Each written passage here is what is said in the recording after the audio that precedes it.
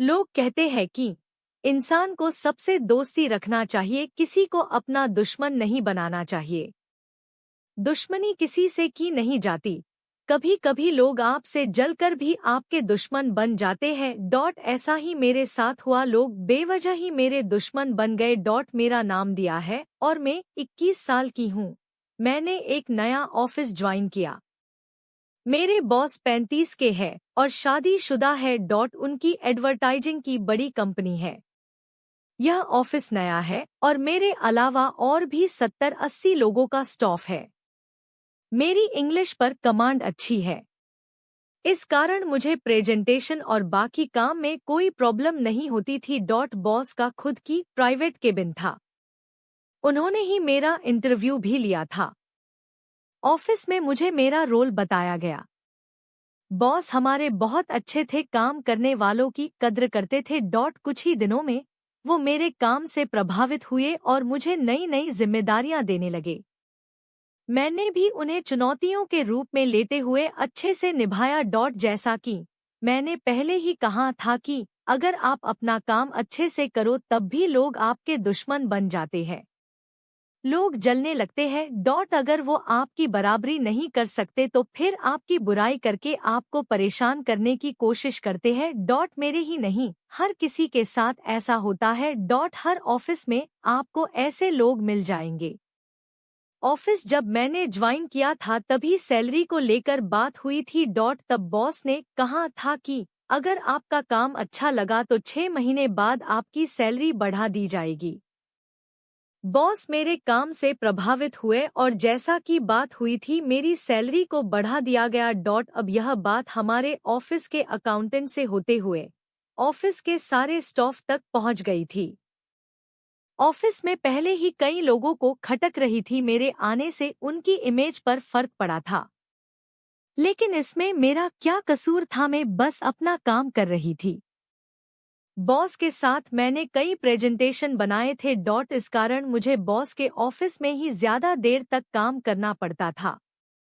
मेरी सैलरी बढ़ते ही कई लोग जो अपना काम तो ठीक से कर नहीं पाते, उन्होंने मेरी काबिलियत और मुझे नीचा दिखाने के लिए बुरा कहना शुरू कर दिया। वो ऐसे लोग हैं जिनके घर में उनकी बहन और बेटी होती है लेकिन फिर भी दूसरों पर कीचड़ उछालते हैं। मेरा नाम मेरे बॉस के साथ जोड़ा जाने लगा और सैलरी बढ़ना भी उसी से जोड़ दिया गया। झूठी और इस तरह की बातों में सभी को रस आता है। यह बात ऑफिस की मेरी दोस्त ने मुझे बताई। मैंने तो उस समय मुझे यह एहसास हुआ कि अपनी कमी छुपाने के लिए लोग किसी हद तक भी जा सकते हैं। आगे से जब भी मैं बॉस के कैबिन से बाहर आती तो बाहर लोगों के चेहरे पर हंसी मुझे सब बयान कर जाती। धीरे धीरे वो लोग सफल होने लगे।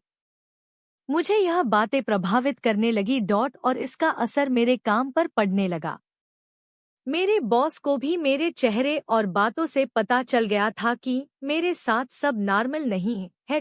मैंने सोचा कि मुझे यह ऑफिस छोड़ देने चाहिए और इन लोगों का चेहरा भी मैं अब ना देखूं। करीब 20 दिनों के बाद मैंने अपना ऑफिस छोड़ने का फैसला किया। मैंने अपना रिजाइन लेटर टाइप किया और बॉस के कैबिन में चली गई।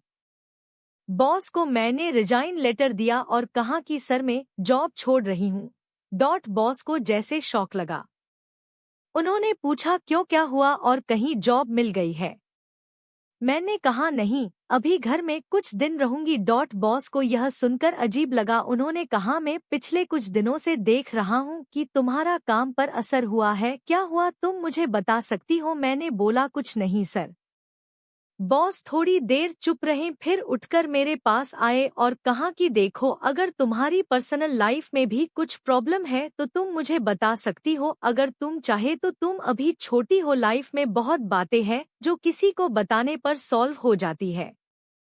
वो बोले बॉस नहीं तो अपना बड़ा भाई समझकर मुझे बता दो। उन्होंने जब यह कहा तो मेरी आंखों से आंसू आ गए।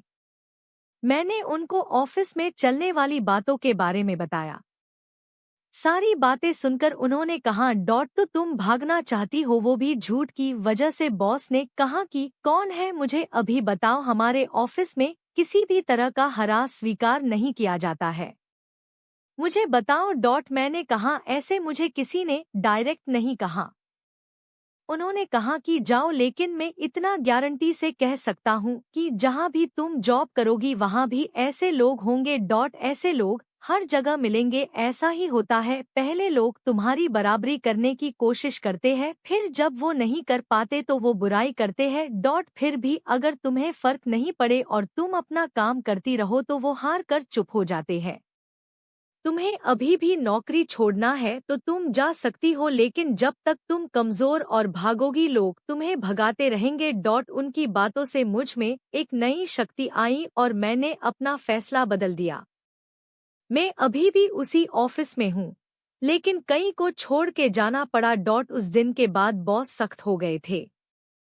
आखिर इस तरह की बकवास ने हर भले इंसान को फर्क पड़ेगा तो शायद यह उनका तरीका था का सबको चुप और सबक सिखाने का। इन सब बातों से मैंने बहुत कुछ मैंने सीखा कि बुरे लोग हैं तो मेरे बॉस जैसे भले लोग भी हैं। आप अच्छे हैं तो आपका साथ देने भगवान किसी ना को भेजता ही है।